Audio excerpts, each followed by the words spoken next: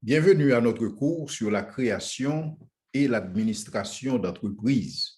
Nous sommes arrivés à la troisième partie. N'oubliez pas, je vous ai dit qu'un plan d'affaires est constitué de trois plans. Un plan marketing, un plan d'opération et de gestion et un plan financier.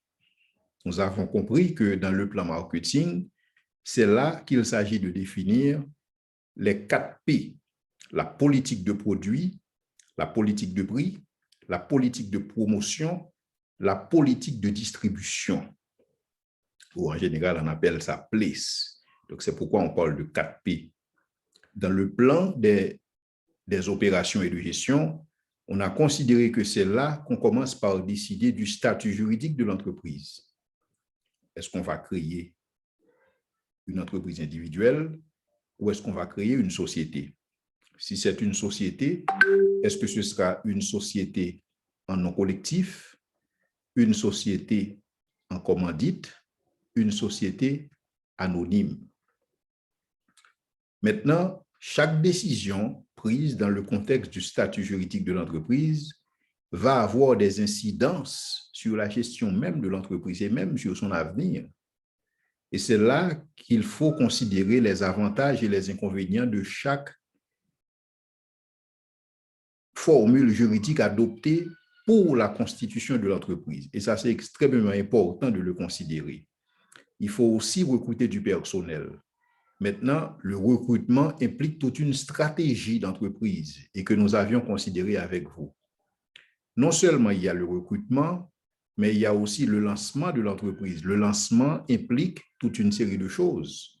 La préparation des documents commerciaux, l'emplacement de l'entreprise, le mobilier, l'immobilier, tout cela est extrêmement important dans la constitution d'une entreprise. Aujourd'hui, nous allons considérer le plan financier. Et dans le contexte du plan financier, il y a des éléments qui vont carrément nous intéresser et qui sont carrément déterminants dans l'avenir de l'entreprise. Et là, je voudrais commencer par dire que l'étude financière, enfin, dès qu'on parle de plan financier, il y a une étude financière derrière, c'est l'étape la plus importante de la création d'entreprise. Je ne veux pas dire que les autres étapes n'étaient pas importantes, mais pour ce qu'il s'agit de l'étude financière, c'est là qu'on décide du combien, à savoir combien d'argent est-ce que je vais dépenser en termes d'investissement, quel est le volume d'investissement que je dois consentir pour lancer l'entreprise et quel sera le retour sur investissement en termes de chiffre d'affaires et en termes de profit. Donc, je dois nécessairement considérer ces éléments. Donc, l'étude financière, comme les autres étapes de la création d'entreprise, c'est un processus itératif, c'est-à-dire on y revient constamment. Et regardez bien, je commence avec l'étude financière à la fin. Mais en travaillant dans l'étude financière, on peut toujours retourner au début et considérer encore la fin. C'est pourquoi je parle d'un processus itératif pour faire apparaître tous les besoins de l'entreprise en activité et les possibilités de ressources qui y correspondent, c'est-à-dire quelles sont les activités que l'entreprise va mener et comment ces activités seront financées. Pourquoi?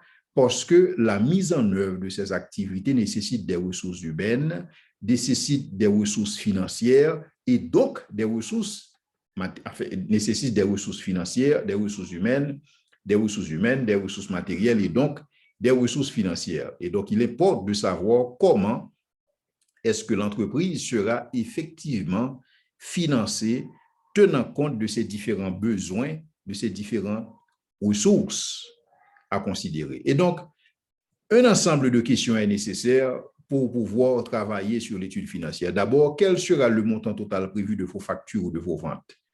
Donc là, il vous faut anticiper qu'est-ce que vous allez dépenser et qu'est-ce que vous allez vendre. Enfin, qu'est-ce que vous allez rentrer? Quel sera le volume de vos ventes? C'est-à-dire le nombre d'unités que vous allez vendre pour un certain nombre de clients et qu'est-ce que ça va générer en retour. Donc, on considère ces rentrées et en fonction de ces rentrées, on va voir quelles sont les dépenses qu'on peut éventuellement prévoir.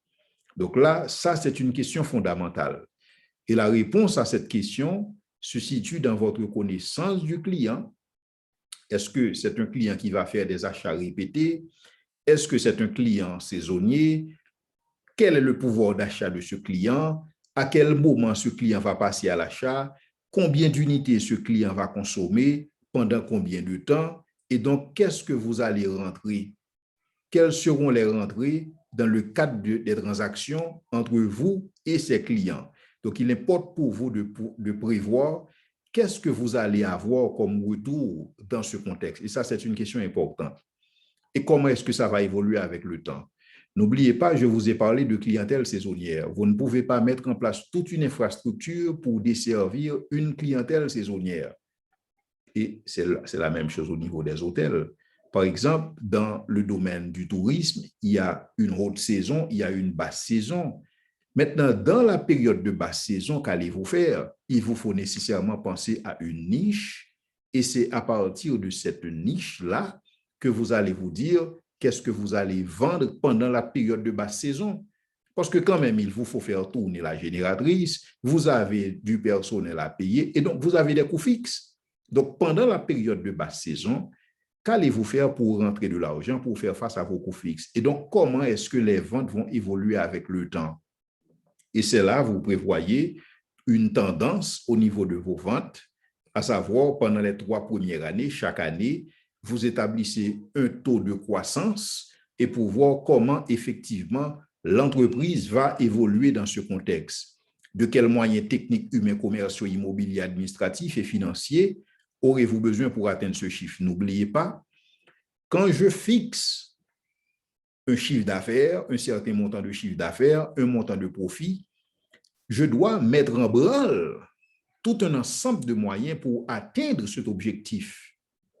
Quand je fixe des objectifs commerciaux et des objectifs financiers, quand je parle d'objectifs commerciaux, je parle de nombre de biens vendus, ou nombre de services, ou nombre de clients qui achètent.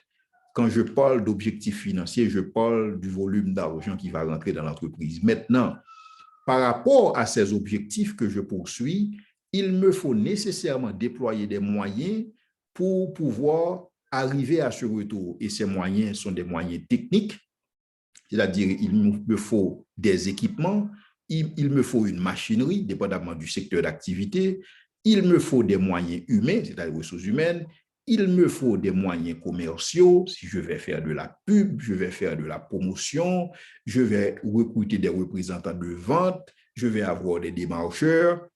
Quel est l'immobilier que je dois avoir? Je dois nécessairement avoir une infrastructure, je dois nécessairement avoir des moyens administratifs, la légalisation de l'entreprise, je dois nécessairement avoir les titres pour pouvoir fonctionner au sein de l'entreprise, je dois nécessairement payer la DGI, payer mes impôts et taxes. Donc, un ensemble de mécanismes, un ensemble de moyens que je dois déployer afin de pouvoir atteindre mes objectifs commerciaux et financiers. C'est-à-dire, comment est-ce que je vais faire pour atteindre ce chiffre d'affaires que espéré. Maintenant, quels sont les apports financiers? Parce que ces moyens techniques, il faut les financer. Maintenant, qui va les financer? Quels sont les apports dont je vais disposer pour l'entreprise pour pouvoir financer? Donc là, je considère mes apports personnels, je considère ceux de ma famille, je considère ceux des amis pour voir quels sont les moyens, quels sont, enfin, en finance, on parle de fonds propres. Quel est le montant de fonds propres dont je dispose pour investir dans l'entreprise? Deuxièmement, le financement dont je dispose, est-ce que ça va couvrir la totalité des besoins financiers? Maintenant, si la réponse est oui, bon, tout est correct. Donc là, je finance l'entreprise 100% par fonds propres. Mais dans la mesure où la réponse est négative, je dois me poser une autre question à savoir, où est-ce que ces fonds vont sortir, ces fonds additionnels? Où est-ce que je vais trouver ces fonds additionnels? En d'autres termes, quels sont les besoins financiers nécessaires en attendant vos premières recettes? Donc, je sais que quelque part, je ne vais pas continuer à investir des fonds propres, mes fonds propres dans l'entreprise tout au long de son existence. L'entreprise doit arriver à un stade où l'entreprise arrive à être autosuffisante. Maintenant, avant que l'entreprise atteigne cette autosuffisance, combien d'argent est-ce qu'il me faut? Et c'est là que je vais parler de fonds de roulement. quel est le montant en termes de fonds de roulement dont je dois disposer pour financer les activités de l'entreprise en attendant que l'entreprise soit en mesure de générer des revenus. Et non seulement en termes de fonds de roulement, qu'est-ce que je dois prévoir même en termes d'investissement, en termes de dépenses au début, au départ, avant que l'entreprise ne soit rentable. Maintenant, la trésorerie que j'ai, c'est-à-dire le cash flow, est-ce que c'est satisfaisant? Est-ce que je ne risque pas d'être à découvert après certains mois? Donc, je dois nécessairement avoir ce petit outil extrêmement important qu'on appelle un cash flow ou un plan de trésorerie. C'est justement ce qui va me permettre de faire cette projection sur 12 mois, par exemple. Parce que le cash flow vous permet de savoir est-ce que vous serez en mesure de faire face à vos obligations commerciales. Donc là, je vais voir est-ce que chaque mois, je serai en mesure de faire les débours nécessaires. Maintenant, si je ne peux pas le faire, quelles sont là mes marges de manœuvre? Autre chose importante, c'est est-ce que j'ai calculé mes prix de revient? Quelles sont mes marges? Quels sont mes prix de vente? Autant de questions extrêmement importantes à adresser au niveau de l'étude financière. Maintenant, il existe 5 questions clés que l'entreprise doit se poser également dans cette démarche d'étude financière. Premièrement, quelle est la situation financière de l'entreprise en création? C'est-à-dire, de quoi est-ce que je dispose au niveau des fonds propres, au niveau personnel, de quoi est-ce que je dispose pour pouvoir effectivement lancer l'entreprise et que l'entreprise se tienne debout? De quoi est-ce que je dispose? La réponse à cette question ne peut être obtenue que par le bilan d'ouverture. Donc, je dois commencer par dresser un bilan. Il y a certains qui appellent le bilan de démarrage ou le bilan au premier jour. Je dois avoir cette photographie de l'entreprise et de son patrimoine à une date donnée. Donc, la production de ce bilan est obligatoire à la création de l'entreprise. On l'appelle un bilan d'ouverture. Et à la fin de chaque exercice comptable, j'ai un bilan de clôture. Donc, le bilan est alimenté par quoi? Le bilan est alimenté par l'enregistrement comptable de tous les flux de l'entreprise, c'est-à-dire de toutes les transactions qui se font au sein de l'entreprise. Transactions en termes de rentrée, transactions en termes de dépenses, et qui me présentent la situation de l'entreprise, la situation des comptes de l'entreprise. Et donc, le bilan se décompose en 2 grandes parties. Et une partie que nous appelons actif et une partie que nous appelons passif. Et la somme des actifs doit être nécessairement égale à la somme des passifs au niveau du bilan. Et c'est pourquoi on parle que le bilan doit être équilibré dans le sens actif égale passif plus capitaux propres, puisque c'est au début, puisque c'est au démarrage. Maintenant, la deuxième question, quels sont les capitaux nécessaires pour lancer l'entreprise? Est-ce que je serai en mesure de réunir ces capitaux? Si je peux les réunir de par moi-même et qu'il s'agisse avec le support des amis, avec le support de la famille, des proches, donc ça c'est intéressant. Donc il va falloir que je dresse un tableau et qu'on va appeler un plan de financement pour évaluer les besoins de l'entreprise, les besoins de financement durable d'autre part, et recenser, que je dois nécessairement recenser et comparer par rapport aux ressources financières durables. Donc, je regarde 2 choses. D'une part, je regarde les besoins et d'autre part, je regarde les ressources. Quelles sont les ressources nécessaires pour financer ces besoins? Et donc là, ça me donne le plan de financement initial pour démarrer l'entreprise. Et donc, tout cela me permet tout simplement de savoir est-ce que j'ai les moyens de ma politique? Est-ce que effectivement je suis en mesure de lancer cette entreprise? Est-ce que je suis en connaissance des besoins? Est-ce que je dispose des ressources nécessaires pour satisfaire ces besoins? Autre question, l'activité prévisionnelle de l'entreprise va-t-elle générer un montant de recettes suffisant pour couvrir les charges entraînées par les moyens humains, matériels et financiers mis en œuvre? Et c'est là qu'on parle de compte de résultats prévisionnels qui mettra ces choses en évidence. Donc, je dois nécessairement faire une prévision intelligente au sein de mon entreprise pour dresser ce compte de résultats prévisionnels pour savoir comment, à quel moment l'entreprise va commencer par générer des recettes suffisantes pour faire face aux charges qu'entraînent les activités de l'entreprise. Donc, je dois pouvoir déterminer cela. Donc, rappelez-vous, on a parlé de bilan, on a parlé le compte de résultat prévisionnel, extrêmement important jusqu'ici. Donc, on a parlé aussi de plan de financement initial, bilan, plan de financement initial, compte de résultat. 3 outils. Dans le package que vous aurez des fiches techniques sur chacun de ces outils et vous allez voir, ce sont des fiches techniques qui sont très explicites et qui vont vous dire effectivement comment remplir ces fiches techniques pour l'entreprise que vous souhaitez démarrer. 3 outils jusqu'à présent. Le bilan d'ouverture, le plan de financement initial, le compte de résultat prévisionnel. Autre élément important, c'est les recettes encaissées par l'entreprise tout au long de l'année vont-elles lui permettre de faire face en permanence, n'oubliez pas ce mot, en permanence aux dépenses de la même période. C'est-à-dire sur une base mensuelle, si j'établis un plan de trésorerie ou un cash flow pendant 12 mois, je vais regarder pour chaque mois, est-ce que l'entreprise va pouvoir faire face à ses obligations ou est-ce que l'entreprise se trouve en rouge. Et donc là, ça va me permettre d'évaluer ma capacité à équilibrer l'entreprise par rapport à ses encaissements et ses décaissements. Et c'est là aussi que je peux prévoir l'équilibre et le déséquilibre. Et cet outil s'appelle le plan de trésorerie. Et donc, nous avons jusqu'ici considéré 4 outils. Le bilan, le plan de financement initial, le compte de résultat prévisionnel et le plan de trésorerie qui s'étale sur 12 mois. Le plan de financement initial, je peux l'avoir au démarrage. Le bilan, je l'ai aussi au démarrage. C'est un bilan d'ouverture où je regarde mes actifs par rapport à mes passifs et mes capitaux propres. Je regarde le compte de résultat prévisionnel pour savoir comment est-ce que je vais évoluer dans l'entreprise. Je peux même établir le compte de résultat prévisionnel sur 3 ans et j'étale le bilan, en fait le plan de trésorerie. Le plan de trésorerie, c'est le cash flow. Je peux l'établir sur 12 mois pour voir comment est-ce que l'entreprise va évoluer par rapport à ses besoins de financement. Je peux même l'étaler sur 3 ans, tout comme le compte de résultat prévisionnel.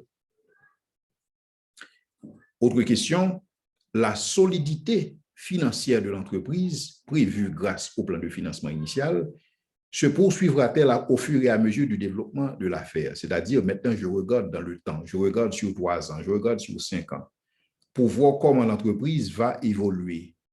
Et avec l'évolution de l'entreprise, est-ce que l'entreprise sera effectivement rentable? Est-ce que l'entreprise sera effectivement profitable? Donc, pour ce faire, j'établis le plan de financement 3 ans. Le plan de financement à 3 ans permettra de vérifier si effectivement la structure financière de la nouvelle entreprise se maintient et même s'améliore malgré qu'il va exister de nouveaux besoins durables, des besoins durables de financement qui vont apparaître dans le temps. Donc, une bonne gestion financière c'est l'une des conditions de longue vie pour les entreprises. Et jusqu'ici, nous avons considéré 5 outils. N'oubliez pas le bilan, le plan de financement initial, et c'est au démarrage de l'entreprise. Le bilan aussi, c'est au démarrage, c'est ce qu'on appelle le bilan d'ouverture.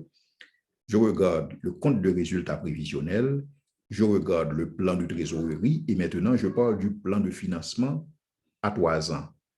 Et donc, ces 5 outils représentent le plan financier que je dois dégager pour comprendre comment est-ce que l'entreprise va démarrer et comment est-ce que l'entreprise va se soutenir à la longue. Vous aurez encore une fois des fiches techniques en annexe qui vont vous permettre de faire des exercices pratiques pour vous assurer que vous avez bien compris ces éléments et sur lesquels vous allez faire des scénarios pour l'entreprise que justement vous voulez mettre en œuvre. Maintenant, considérons le plan financier au niveau des détails. Dans le plan financier, il faut savoir quels sont les coûts des matières premières. Et pour ce faire, vous devez vous poser des questions à savoir quel type et quelle quantité de matières premières aurez-vous besoin pour démarrer. Il est évident qu'ici, nous sommes en train de parler d'une entreprise de production, ou une entreprise dans le secteur réel, une entreprise de transformation. Et donc là, vous devez faire une liste de toutes les matières premières qu'il vous faut et présenter la quantité et le coût de ces matières premières pour pouvoir établir votre prévision intelligente. N'oubliez pas, dès qu'on parle de plan, on parle de prévision et on parle d'intelligence. il ne faut pas que vous soyez dans une situation où vous avez mal apprécié vos besoins en matière première, et d'où la nécessité de planifier. Non seulement vous regardez les coûts des matières premières, quel est aussi le coût de la main-d'œuvre, combien et sur quelle base, et quand les travailleurs seront-ils payés? Est-ce que vous allez payer par heure? Est-ce que vous allez payer à la pièce? Est-ce que vous allez payer par jour? Est-ce que vous allez payer par semaine? Par mois? Comment est-ce que vous allez payer cette main-d'œuvre?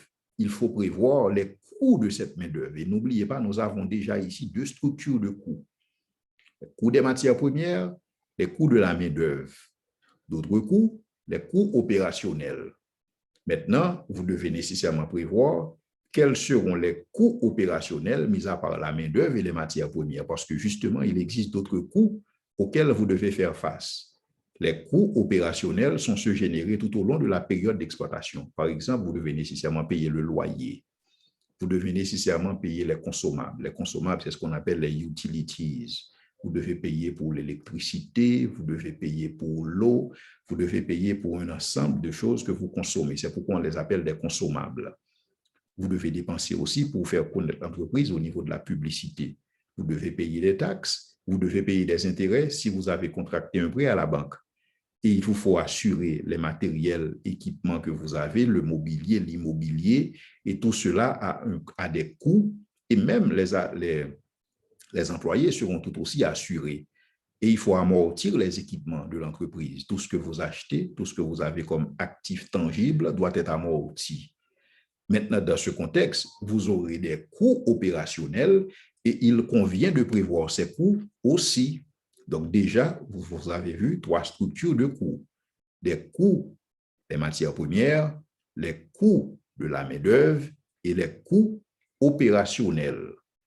Et c'est extrêmement important de prévoir tout cela. Une question extrêmement importante aussi de se poser, c'est quelle est votre espérance de profit pour la première année? C'est-à-dire, qu'est-ce que vous espérez faire?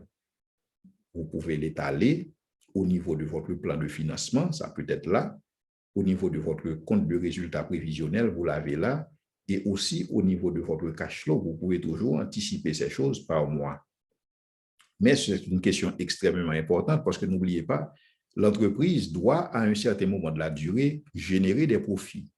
Parce que si l'entreprise ne génère pas des profits, bon, l'entreprise, si elle arrive à faire en sorte que ses coûts sont égaux à ses revenus, c'est pas nécessairement, c'est pas si grave, mais l'entreprise ne vise pas uniquement la rentabilité, l'entreprise vise aussi et par-dessus tout la profitabilité.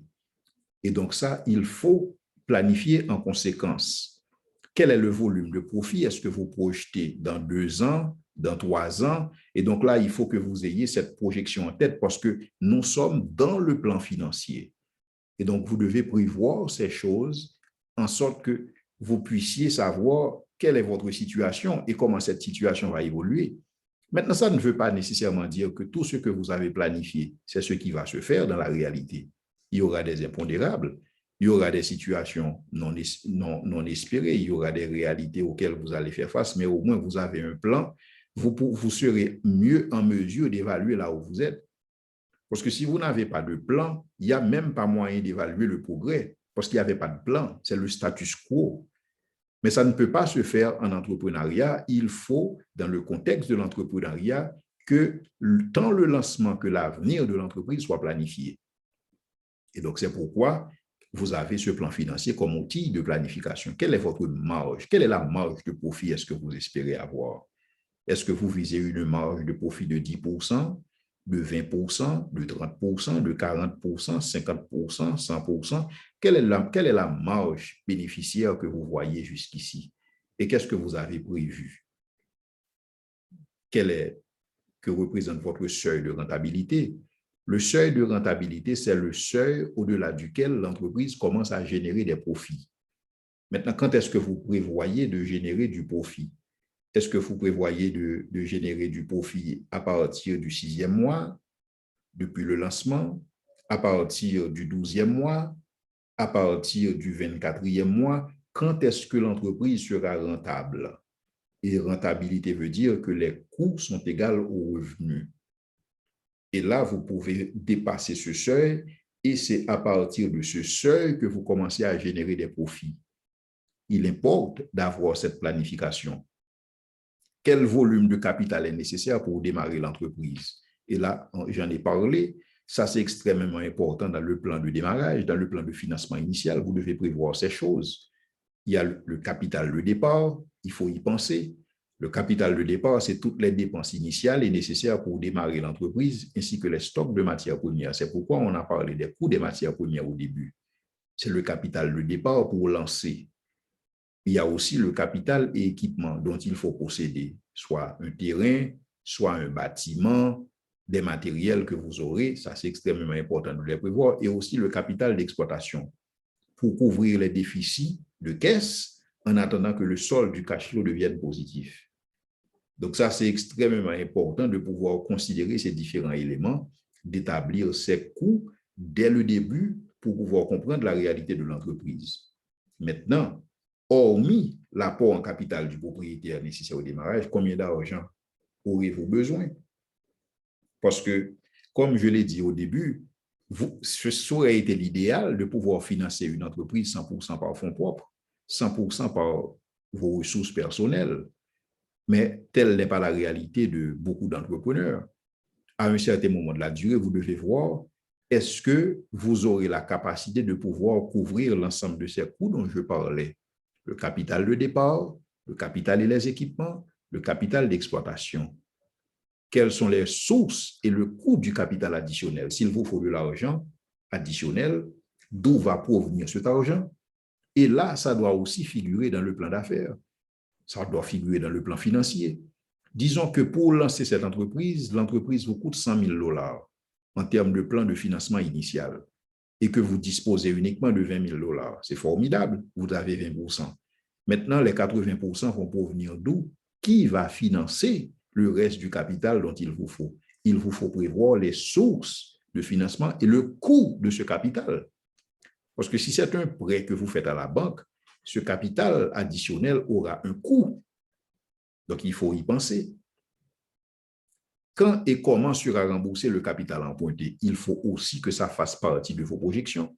Parce que quand vous contractez une dette, il y a des termes et des conditions qui sont liées au prêt. Donc, il faudrait que ces conditions soient reflétées aussi dans votre plan financier. Parce que vous avez capital et intérêt à rembourser. Donc, dans ce contexte, il faut que ça fasse partie de votre plan et pour pouvoir vous assurer que vous avez effectivement la capacité de financer l'entreprise. Maintenant, les sources de financement possibles en général, parce que si vous êtes dans une situation où vous devez lancer une entreprise, vous devez savoir où est-ce que l'argent va sortir. La première source, ce sont les ressources personnelles, ce sont les fonds propres. Donc, c'est l'épargne que vous avez accumulée après un certain temps, ou ça peut être, et si vous voulez, un héritage que vous avez reçu, et ça peut être et des amis qui vous ont supporté, la famille qui vous ont supporté pour avoir ces ressources personnelles pour lancer l'entreprise.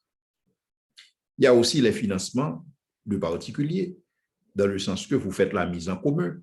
Donc là, vous allez voir des gens qui vont décider est-ce qu'ils vont investir dans l'entreprise. Et là, ces gens seront des actionnaires. On a parlé de différents types d'entreprises. On a parlé d'entreprises individuelles, on a parlé de sociétés. Quand on parle de société, donc là, on voit beaucoup plus l'apport de différents actionnaires dans l'entreprise. Parce que, bon, il y a effectivement des gens qui vont investir dans une entreprise personnelle, mais ça, c'est dans l'informel. Dans la formalité, quelqu'un qui investit son argent voudrait que son nom figure aussi dans les registres de l'entreprise comme étant membre de l'entreprise en tant qu'en qualité d'actionnaire. Autre source de financement, c'est le crédit bancaire traditionnel, parce qu'il existe des institutions de financement bancaire, les banques, et qui font des prêts aux entreprises. Il est vrai que en Haïti, la plupart des banques ne sont pas trop orientées vers le financement des petites et moyennes entreprises. Il y a des banques qui ont des structures dans ce contexte, Mais quand on regarde le volume d'épargne captée par rapport au volume de prêts consentis, donc on voit qu'il y a un écart considérable dans ce contexte. Il y a aussi les institutions de microfinance, les IMF, qu'on peut contacter effectivement. Mais là, on se retrouve dans une situation où les taux d'intérêt au niveau des IMF sont plus importants qu'au niveau de la banque. Pourquoi? Parce que l'IMF, souvent, considère qu'il prend un plus grand risque en matière de financement. Et plus le risque est élevé, plus le taux d'intérêt sera tout aussi élevé. Parce que c'est pour eux, quand ils vont financer, donc la réalité, c'est que ça peut marcher, ça peut ne pas marcher. Si c'est une entreprise individuelle, on peut chercher l'entrepreneur. L'entrepreneur a déjà laissé le pays. Donc là, l'IMF veut avoir le plus pour son argent et le plus rapidement que possible. Et c'est pourquoi la durée des prêts ici est très limitée par rapport aux autres types de prêts. Parce que l'IMF va vous prêter entre 6 à 12 mois. Il y a des IMF qui peuvent aller au-delà, mais ça, c'est parce qu'ils ont un produit spécial pour un groupe d'entreprises. Il y a aussi les organismes financiers paragouvernementaux, c'est-à-dire il y a des institutions et de financement et qui peuvent effectivement supporter des institutions comme le FDI, le Fonds de développement industriel, et qui est une structure para-étatique et qui peut faciliter le financement des entreprises. Il y a aussi des institutions non gouvernementales, j'aurais dû les citer ici. Il y a des institutions bilatérales qui aussi peuvent participer dans le financement d'une entreprise dans ce contexte. Mais il y a aussi les institutions de capital risque, comme on les appelle les capital risqueurs. Donc, ce sont des gens qui investissent dans des startups et qui font des prises de participation dès le début. Et ces prises de participation sont souvent énormes, dans le sens que vous avez l'idée d'entreprise, vous avez la technicité, vous avez le savoir-faire, mais vous n'avez pas le capital. Et le capital risqueur, lui, il va vous porter, il va vous incuber. Et quand l'entreprise va générer des revenus, certainement, une bonne partie de ces revenus vont lui revenir en tant que capital risqueur. Donc ça, c'est un élément qu'on peut considérer aussi. Ce qui nous amène à la dernière partie du plan financier. Et ici, c'est pour moi de savoir, est-ce que vous avez bien compris, est-ce que vous avez maîtrisé tout ce qui a été dit en matière de montage financier. Et pour ce faire, vous avez une application.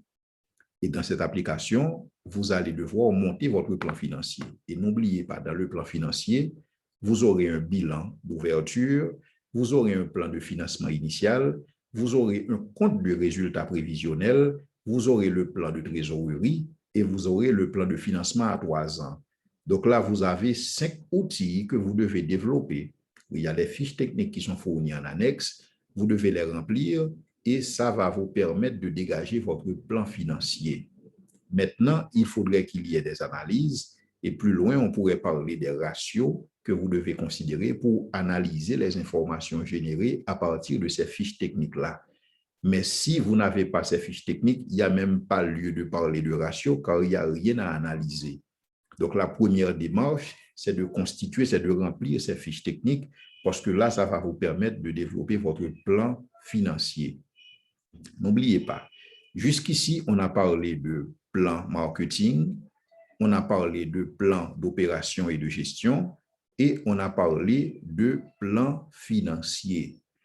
Une fois que vous avez ces 3 plans combinés, bien articulés dans un document, et donc vous avez maintenant un plan d'affaires que vous pouvez peaufiner.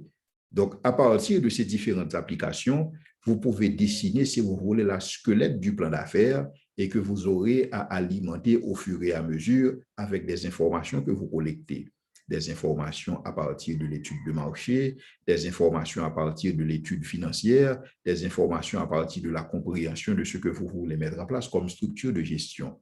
Et donc, tout cela s'articule autour de ce document qu'on appelle le plan d'affaires.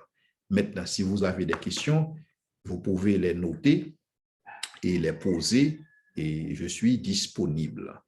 Dans le prochain cours, nous allons considérer l'éthique dans les affaires, qui est un élément assez significatif et qui fait aussi partie de la gestion des affaires, de la gestion d'entreprise.